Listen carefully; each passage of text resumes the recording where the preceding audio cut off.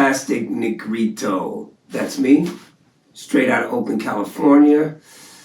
It's been an incredible music journey. You know, I started off not playing music. I started off the eighth of 14 kids growing up in a very strict Orthodox Muslim home. That was a bit much for me. So I ran away when I was 12. Hit the streets. It was Oakland, California. Man, it was hot. It was alive back then, so I thrived in that environment, and I don't recommend any of you kids do that, but it was quite a journey. I always felt kind of left out. Being the eighth of 14 kids, I felt overlooked. Didn't get enough attention, didn't get enough accolades. Every child is different, every human being is different. And the way that we're fed spiritually is different depending on every person. So I needed attention. So I hit the streets. I'm in West Oakland, East Oakland. It's the 80s. It's nuts. It's exciting.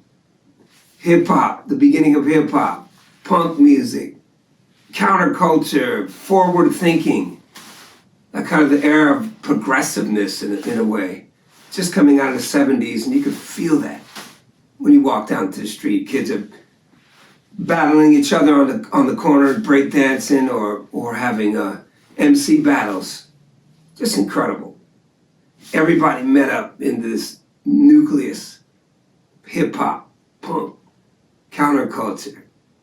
Amazing. So one day I entered a talent show. I did a whole dance routine with these girls and kind of pretended we were playing instruments because I couldn't play, to a song called When Doves Cry by no other than Prince. And I remember being on that stage and feeling something. Like a hunger had been satisfied. I'd been hungry my whole life for this attention that I never got. So I thought, wow, I could do this. But there was only one problem. I couldn't play an instrument. So I was going to Berkeley High at the time. And my classmates were Jubu Smith, Joshua Redman. I mean, real musicians. These guys are now world-class musicians. I was an idiot, you know, running around with a 10-gallon cowboy hat and pants, one leg bleached and one leg orange. Quite the spectacle. So I thought, I'll go back to Prince. How did he learn? He taught himself. So I tried teaching myself around those guys, and they were like, I remember the musical director of the jazz program said, get out of here, you're terrible. So I did the next best thing that a kid hustling could do. I went to UC Berkeley. I just pretended I was a student. I think I wore a tie and a sweater. Very studious looking, and I tell them I'm here to practice. Let my baritone come in. I want to practice in the practice rooms. So I sat in there and I just listened to what people were playing around me, and they were scales. I didn't know what a scale was, but I figured out do, re, mi, fa, sol, la, ti, do. Easy. So that's what I learned. I learned at UC Berkeley, sneaking into their practice rooms. They should name those practice rooms after me, I think. Hello. And then I learned early, well, I didn't really like playing that much, but I liked writing songs. I liked telling stories. So I found out that I was a pretty good songwriter. And I was running around in Oakland getting into trouble. The crack epidemic had hit. I'm in the streets, man, I'm selling drugs. I'm running around doing everything that you shouldn't do. But I got caught up. I was young. A lot of kids did. Some of them didn't make it out. I was lucky.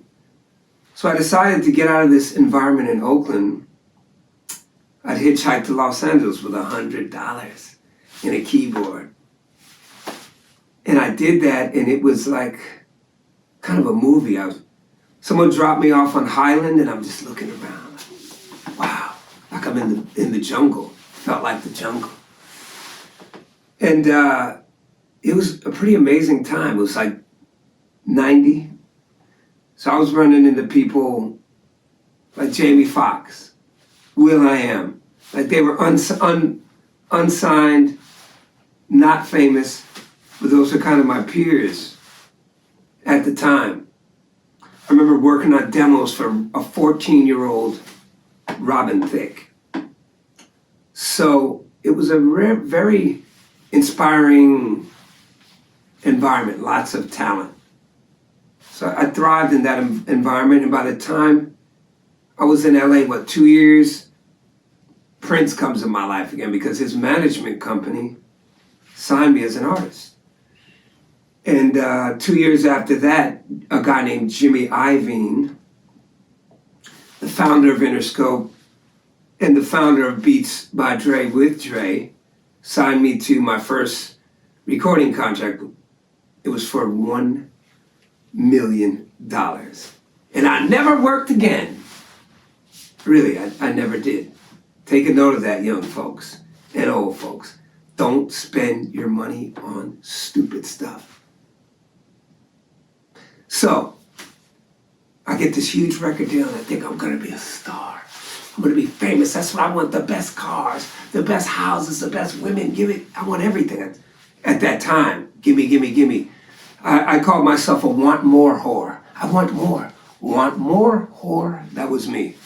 So, get this deal, think I'm gonna be famous. I make this record. People think I'm a genius. I put it out. And nothing happens. No stardom, no fame. No one gets the record, just critics.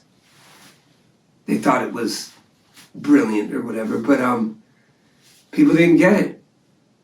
And it was depressing. Then I went from being perceived as a genius as an idiot. And it was rough. It was a rough time. And the strangest thing saved me. I'm driving down Highland Boulevard. It's about 95 by then.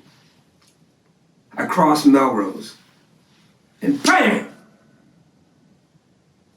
I wake up, and 3 weeks have passed.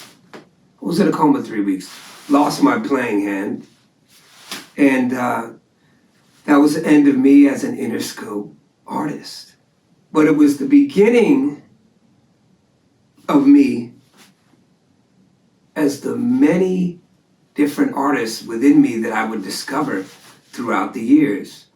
And in the end, one being Fantastic Negrito. Spend all your money until you come